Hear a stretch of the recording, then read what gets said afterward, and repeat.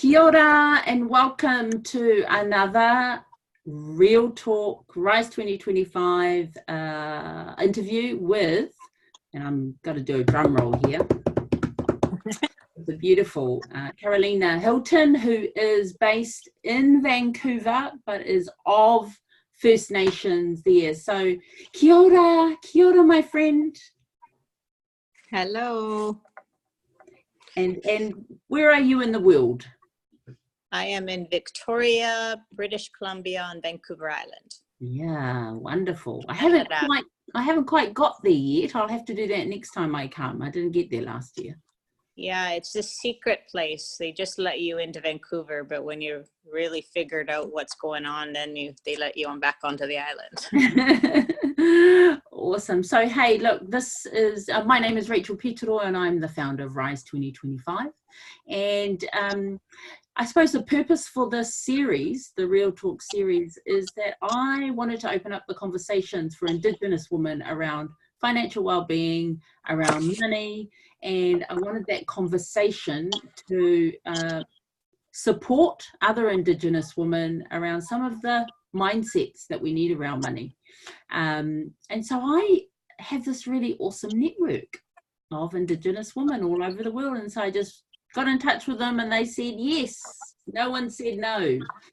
So Carol Anne is one of the people I met in 2018 as part of the World Indigenous Business Forum, and then again last year in Vancouver.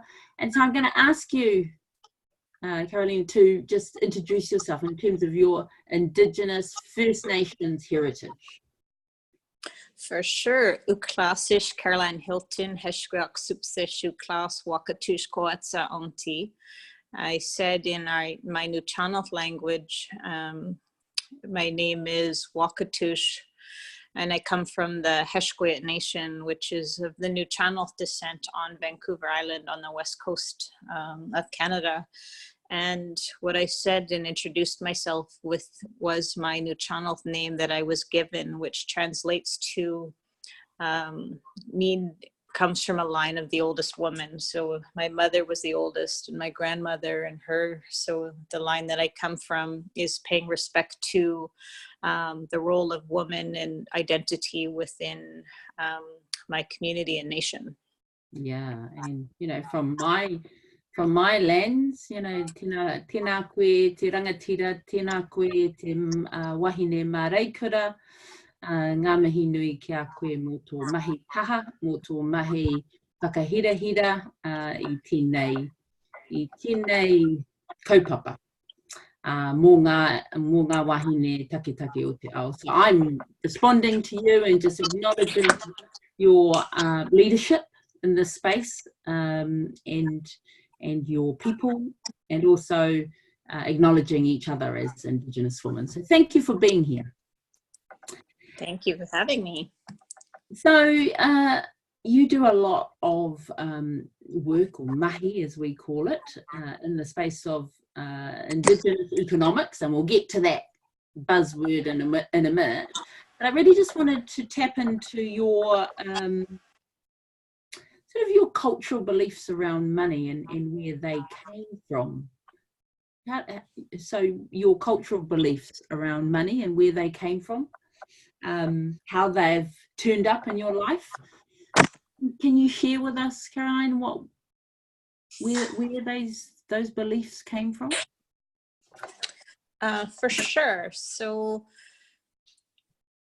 what I understand and what I've come to see in the conversations I've had within the leadership from my nation is based on our traditional governing structures of being Hesquiaht people and of being Nuu-chah-nulth people, that our system of wealth comes from the land, and that our structures of governance reflect that. So seeing the land as abundant and seeing who we are as people, I come from a chief's house, and in that, the wealth and understanding of wealth that I see of coming from 10,000 plus years of the potlatch tradition which is based on ceremony, protocol, recognition, distribution, and exchange, and right relationship, that within that, our ways of being and giving were simultaneous, and that's in my bloodline, and that's in the reflection of how ceremony is conducted today. I also have been deeply influenced from coming from a chief's house and coming from a nation that's pristine forest and pristine territory, that our people were whalers, and to come from a bloodline of that, where the topography, to look at the top of a whale and to see that as a reflection of our territory and our identity, and utilizing the whale as a way to see distribution, relationship, rights, and responsibility as fundamental to the structures of economy. What I understand is, you know, how powerful our people, what we carry as people of being whalers, is that even to practice ceremony, practice right relationship, practice harvesting, that is in itself a way of living. And that being nulth, or being from the Hesquiaht Nation, is what I see. You know, we didn't go out there and get the scrawniest tree that we could find to build our big houses, our long houses. We didn't go out there and get the skinniest whale we could find. We had the best, and that there was the best, and that concept of that was a reflection of a state of abundance reflected in our natural world.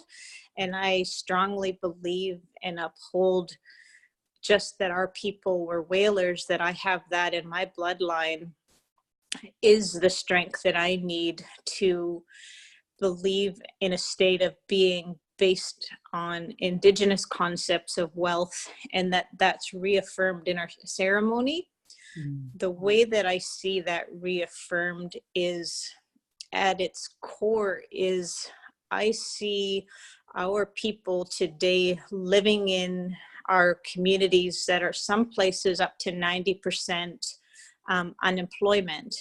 But you bring us into a context of ceremony, and there's so much abundance and happiness, that when in that abundance and happiness and giving and distribution and gifting and songs and ceremonies, there's this element of human freedom that it is like being suspended in time, where we forget the constructs of money, its meaning, and how we experience that today. So that's a little bit of how I see and experience wealth, money, and its meaning, both across time and who I am today, and how I'm influenced by who our people were, and just the accomplishments in itself of to come from a people that were whalers. Yeah. And so I really acknowledge, and just listening to you about those protocols and practices, and the words abundance, and the, I suppose, the natural world, that we are happier, you know, ceremony happens in this natural world, in this natural environment, that is the place where we are happier and richer. Yeah. So yeah, thank you for sharing that. I'm sure there's a lot more that goes with that story. And what I'm picking up on is that you, coming from this bloodline, are able now to apply what you know, your knowing, into what you do today.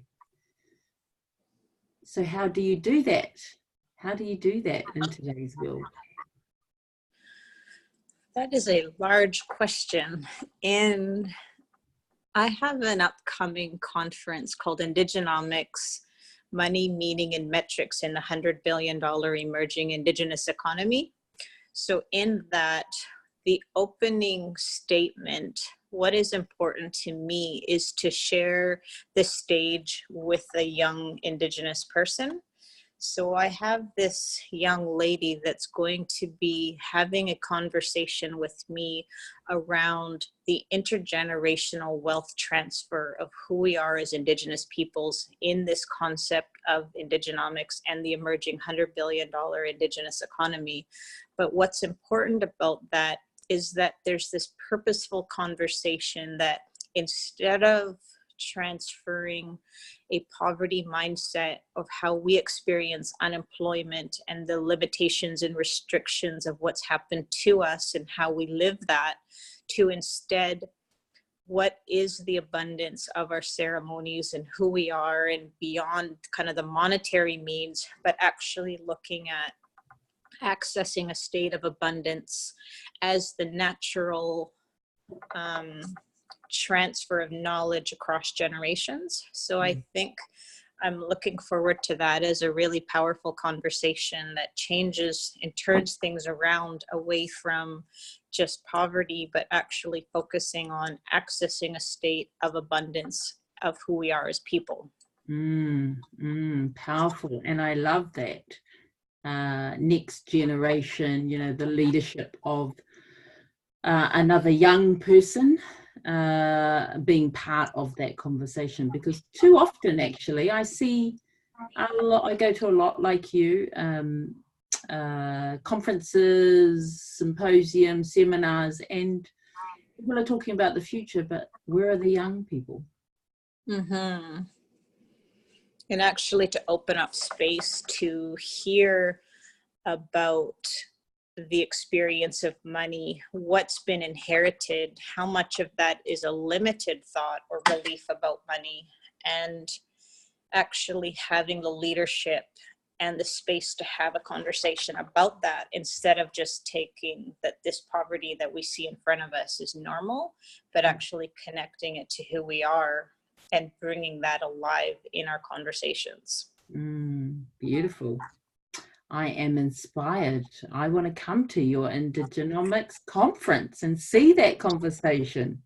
Yes, I'll send you the link to be in Vancouver again. Okay. Oh, that's my ticket to the island as well, isn't it? Yes. So, Carol Anne, how do you personally practice having this mindset of abundance? I practice having a mindset of abundance by, there was this concept that I heard of objects can reflect back to you impeccable beauty. So choosing beauty in what I see.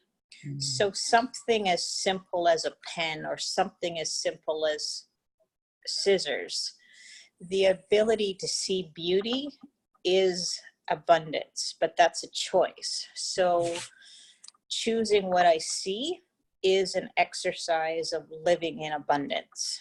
Yeah. And what else?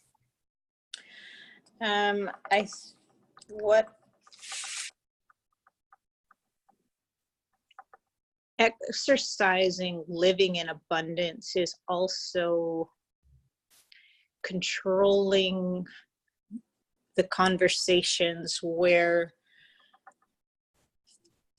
limited beliefs about money are reflected back to me. So kind of the common, you know, you have to bust your ass to make $1. Those are limited beliefs, but that changing that mentally to money comes easily to me is to hear it, acknowledge it, and make the intention of how I experience money is a mental discipline that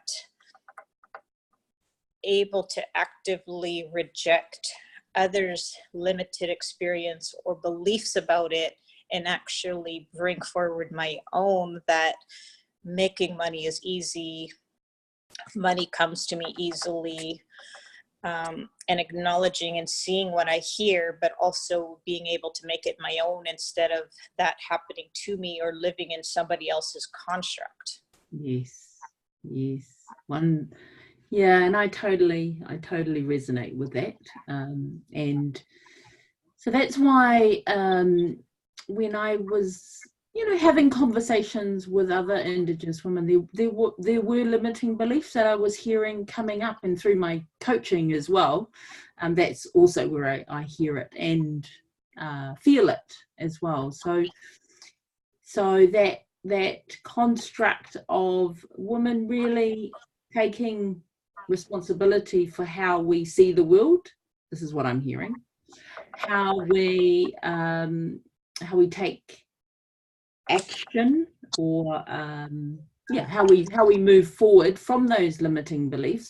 What are some of the biggest challenges you've faced around that discipline that you talked about? Some of the challenges I face would be, again, from that discipline focus of being careful with my conversations and what I talk about. So paying attention to what I'm paying attention to. So engaging in silly conversations or gossip, or actually focusing on what it is that I want. So recognizing even fear of, okay, I set out to do this and I need that much money to do that within my business. Paying attention to how often fear plays a role of, oh my God, what did I just do? How am I going to do this? But recognizing those mental thoughts as a way of not trusting the nature of reality itself. So who am I to do that? So really being how nervy am I? Having a personal check-in. Am I being nervy or am I being fearful? So I've had points where I've actually put a sign and taped it up and said, fear and doubt this way, with an arrow pointing to the door with the door open. Actually, directing fear and doubt and taking control of your own thoughts, where that door had to be opened wider at some points, right? Yeah. Wow. Powerful. And that symbolic gesture. Yeah. Is that something that you do often? I generally have a hold on the fear, but sometimes it was more around what I had to say or things that I was writing. And I think it's just a practice of being able to direct it in a way that it wasn't directing me, but I was directing it. Yes. And so that act of writing and seeing, that visual, that kinesthetic way of, I suppose, controlling your responsibilities around your mindset, your physical well-being, your spiritual well-being. Is that recent, or have you sort of built that muscle over time as an Indigenous woman? As a child, I was raised in foster care, and I remember that I did not feel like I connected to the people in front of me in the household that I grew up in. But also, there was a specific incident where I was bought this terribly ugly pair of shoes, and they were like no name, and they had this little apple on them, and they were Velcro, and they were awful shoes. I hated those shoes, and I had vowed to myself essentially that when I grew up, I was always going to have amazing shoes. But I think about that, and it was something that I've always lived by, and I always have great shoes. It was literally something that I set the intention when I was like 5 years old. And I think the construct of that was of having that best and living that best, and I feel the best in really good shoes, is in itself a mental response to what I accept and what is important to me. Mm-hmm. And that's one of the ways that I see it, I think, in answering your question. Yes, no, I hear you. And remembering that at 5 years old can have a massive impact on your life. Yeah, and I realize as well that my first job, I was 14 years old, just making $5 an hour, working at this First Nation t-shirt shop, and not really realizing at the time how deeply influenced I was by a mentor, Indigenous older woman entrepreneur. Mm-hmm. But now just thinking back on that time of actually how much I learned at 14 of just how much courage it took to be an entrepreneur, to stand on her own, you know, single mother, those types of things, and being aware of courage is something that's important to me. So I talked earlier about choosing what I want to see, that the actual selection of that. One of my core values is Indigenous excellence. So I choose to see it everywhere. So in that, the conversations that I'll participate in is really about what's being created, what's inspiring you, what's important to you, how are you participating in what it means to be an Indigenous person now, is really a discipline that if I chose to see something different, it's how I experience it, that when I say I choose to see business, or what I choose to see Indigenous excellence everywhere, I start seeing it reflected back to me, and it's beautiful. Yes, it is quite stunning, isn't it? As I reflect and look at you in the camera on Zoom, it's a joy to be around Indigenous excellence. Mm-hmm. Yeah, and honor, really. It's about resilience. It's about a testament to strength and courage and that ability to still choose that. Yes, wow.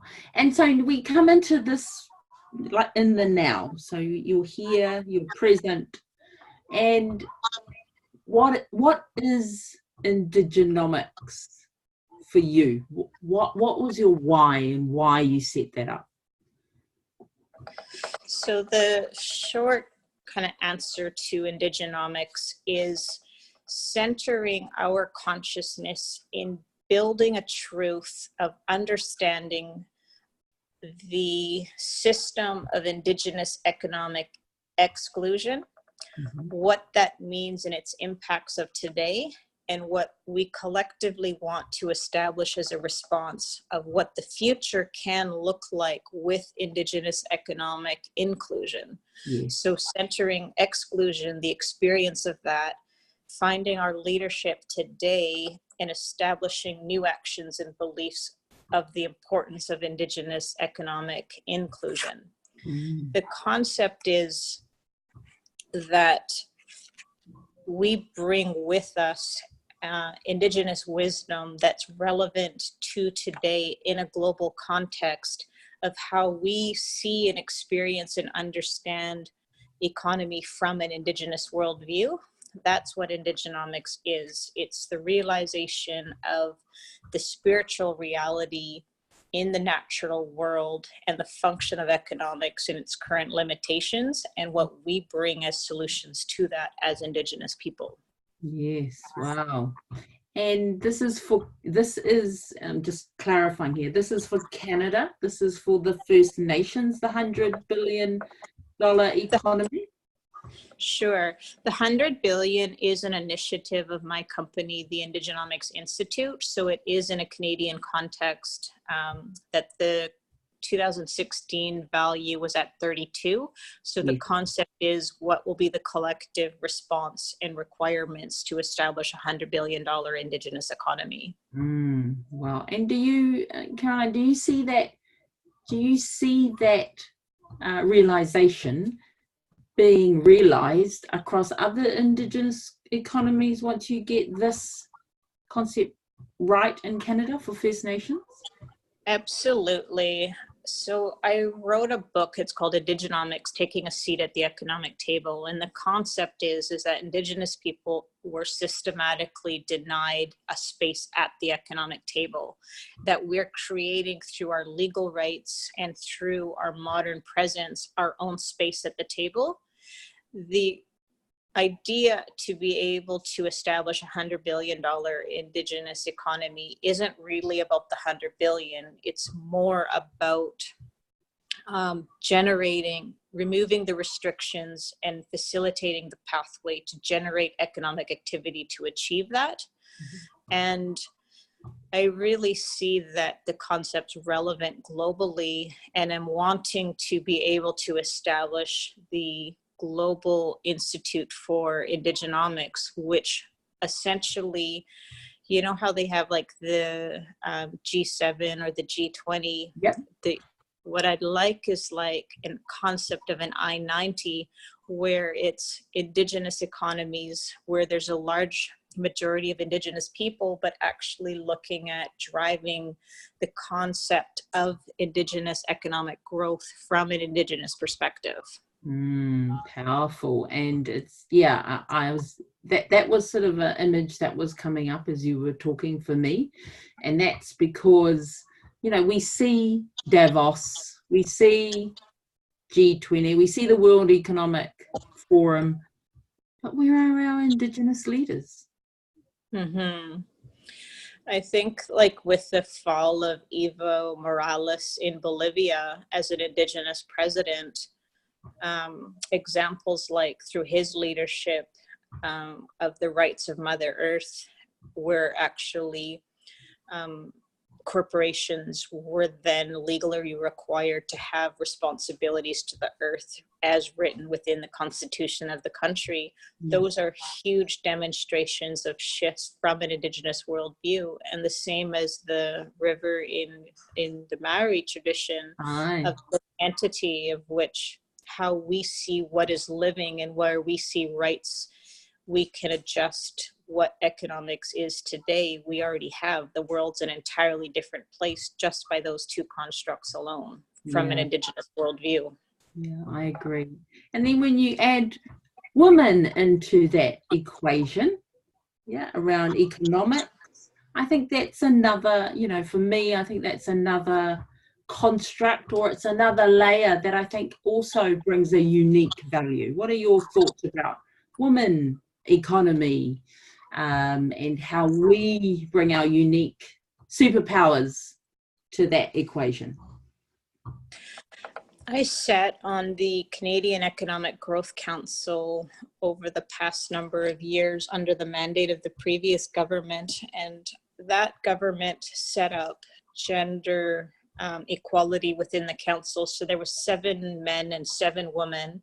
I was the only Indigenous woman or person on the council, and the task was to establish recommendations for Canadian economic growth, and seeing, having a seat at the table of economic design.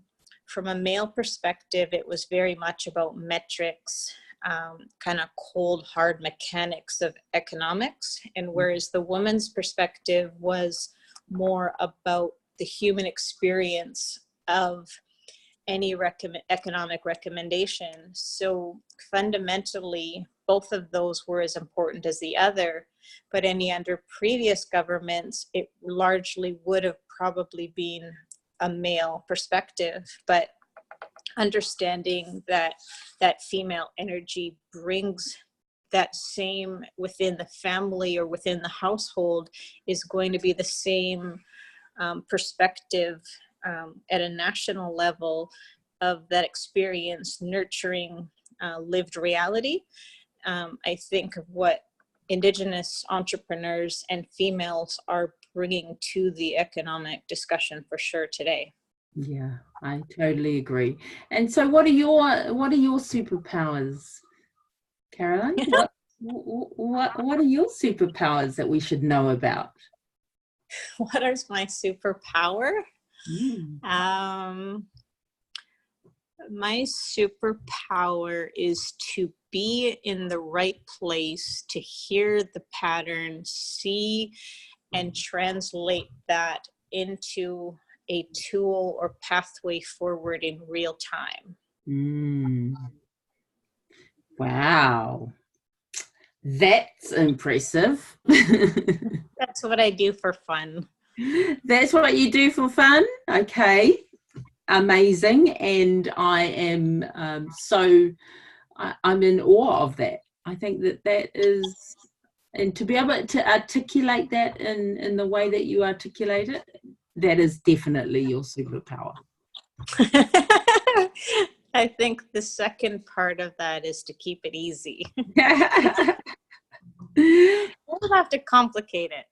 Yeah. But this is why I'm loving doing these interviews, because every woman that I am speaking to, every Indigenous woman that I'm speaking to, articulates herself in such a unique way. Mm-hmm. And yet we are connected in so many other ways through our land and our protocols and our languages and our connection to that natural world that contributes to all parts of who we are as a collective. Yeah. And so I acknowledge your superpower because I think it's amazing, and just being able to stand in that and talk to that in the way that you do, I think is really it's something that we need to do more of. And so when you think about the future, what would you like to leave with our sort of next generation, the ones that are coming through, the leaders that are coming through? What would you as an Indigenous woman like to leave with them? What are your gems of wisdom, of gold that you'd love to leave? So there's this great story that I heard from my village that when there was the transition from a traditional economy into the monetary economy, that there was a local trading post put up, and that in the post was bags of flour. So we had a ceiling economy. There was people doing trade. It was kind of fueling the industrial age in Europe.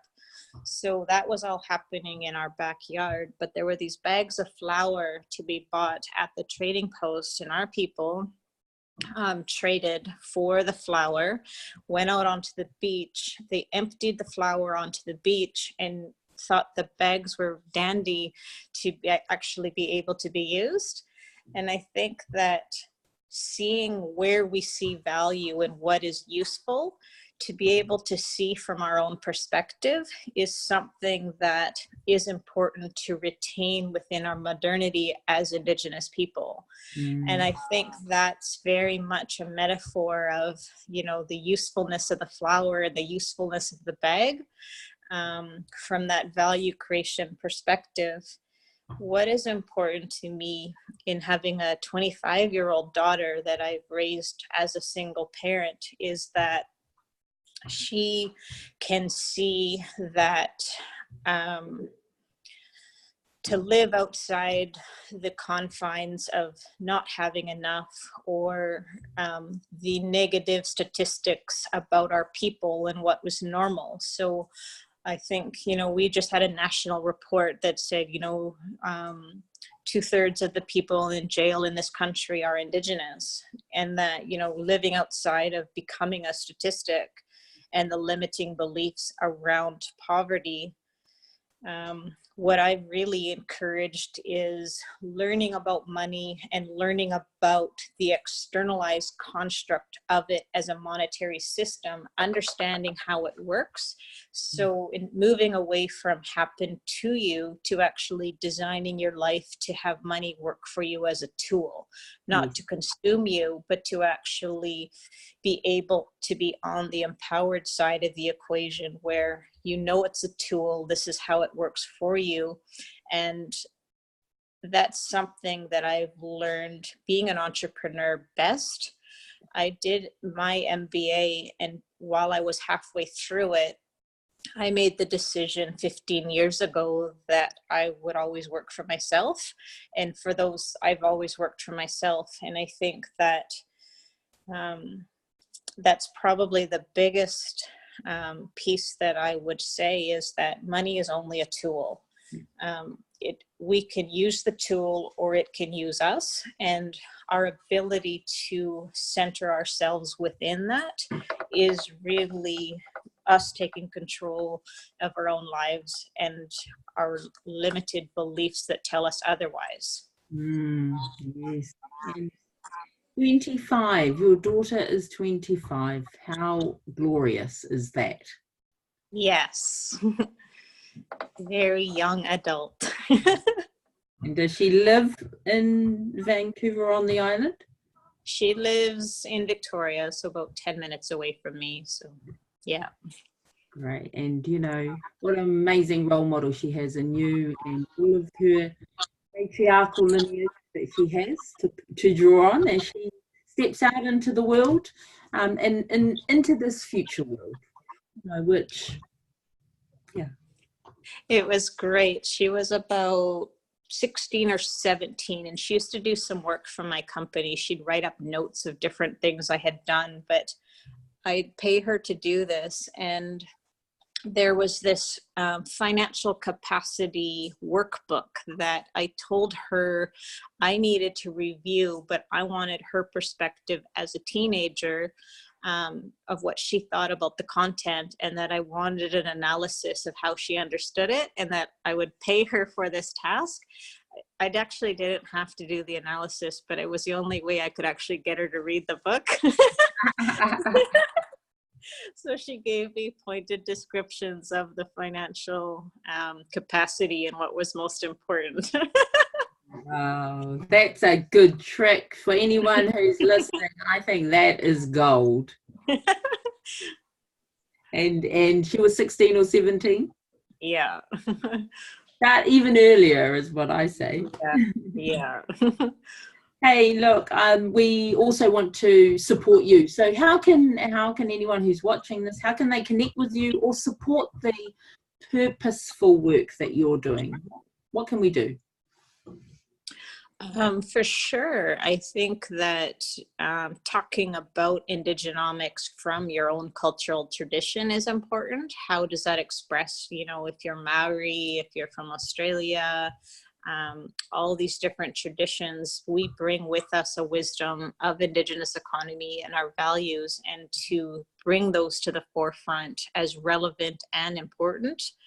And the last piece is the Taking the Seat at the Economic Table book is available for pre-order online, but it's not just a Canadian context. It's really about bringing visibility to who we are as people, and why not only that we're powerful today, but why we're relevant and essential to the discussion of humanity itself.